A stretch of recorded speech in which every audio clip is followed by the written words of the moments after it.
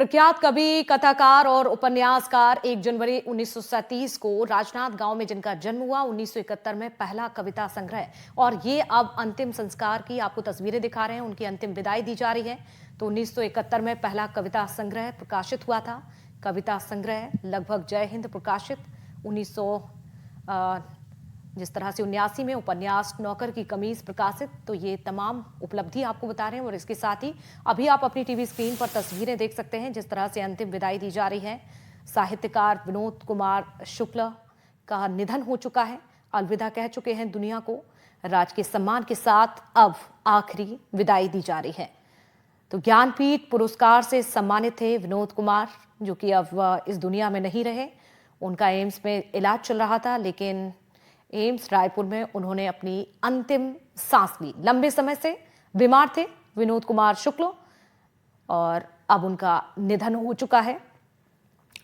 तो फिल्मकार मणि कौल ने उपन्यास पर फिल्में भी बनाई। गजानन माधव मुक्तिबोध फेलोशिप भी मिला, रजा पुरस्कार और इसके साथ ही वीर सिंह देव पुरस्कार भी मिला। सृजन भारती सम्मान, रघुवीर सहाय स्मृति पुरस्कार, दीवार में एक खिड़की के लिए साहित्य अकेडमी पुरस्कार। तो ये तमाम बड़ी उपलब्धियां हैं जो उनके नाम पर दर्ज की गई और अब राजकीय सम्मान के साथ अंतिम विदाई की ये तस्वीरें आपकी टीवी स्क्रीन पर। राजकीय सम्मान के साथ अब अंतिम विदाई दी जा रही है। तो साहित्य जगत में एक बड़ी क्षति पहुंची है जिस तरह से उनका निधन हुआ। कल एम्स में उन्होंने दम तोड़ा, अपनी आखिरी सांस ली और छत्तीसगढ़ के गौरव अब इस दुनिया में नहीं रहे। तो ज्ञानपीठ पुरस्कार से सम्मानित भी किया गया। तस्वीरें आपको दिखा रहे हैं। छत्तीसगढ़ में तमाम राजनीतिक दिग्गजों की बात की जाए, उनके परिवारजनों की बात की जाए, तमाम लोगों की मौजूदगी है और बड़ी तादाद में लोगों का जमावड़ा लगा हुआ है उन्हें अंतिम विदाई देने के लिए। तस्वीरें आप देख सकते हैं। राजकीय सम्मान के साथ अंतिम विदाई दी जा रही है। ज्ञानपीठ पुरस्कार से सम्मानित भी किया गया। तो देखिए, पेन नाबुक अवार्ड पाने वाले ये पहले एशियाई थे। कई बड़ी उपलब्धियां, एक बड़ा नाम, एक बड़ा संघर्ष, लेकिन अब इस दुनिया को अलविदा कह चुके हैं। छत्तीसगढ़ की राजधानी रायपुर में उनका इलाज चल रहा था।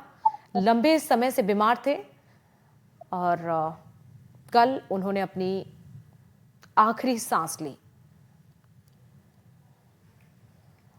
तो ये तस्वीरें आपको दिखा रहे हैं। ज्ञानपीठ पुरस्कार से सम्मानित किया गया विनोद कुमार को, लेकिन अब वो हमारे बीच में नहीं रहे। तस्वीरें आप देख सकते हैं। उन्हें अंतिम विदाई दी गई है।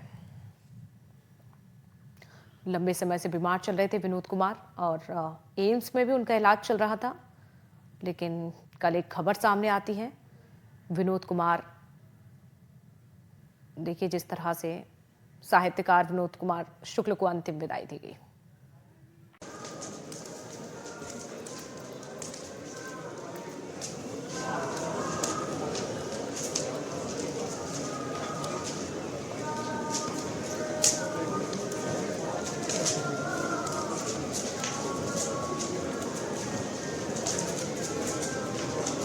विनोद कुमार शुक्ल जिनका अंतिम संस्कार किया गया आपसे कुछ ही देर पहले, पूरे राजकीय सम्मान के साथ उनको अंतिम विदाई दी गई। साहित्यकार विनोद कुमार शुक्ल, राजकीय सम्मान के साथ आखिरी विदाई। विनोद कुमार शुक्ल 89 वर्ष की उम्र में उनका निधन हो गया। कई दिनों से एम्स के रायपुर में भर्ती थे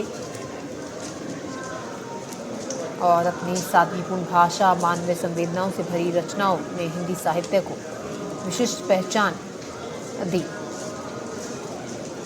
तो हिंदी साहित्य के वरिष्ठ कवि, कथाकार, ज्ञानपीठ पुरस्कार से सम्मानित विनोद कुमार शुक्ल, जिनका रायपुर के एम्स में लंबी बीमारी के बाद निधन हो गया। 89 वर्ष के थे विनोद कुमार शुक्ल। पूरे राजकीय सम्मान के साथ उन्हें अंतिम विदाई दी गई। तो नहीं रहे छत्तीसगढ़ के गौरव विनोद कुमार शुक्ल। काफ़ी वक्त से अब बीमार चल रहे थे। एम्स रायपुर में उनका इलाज चल रहा था।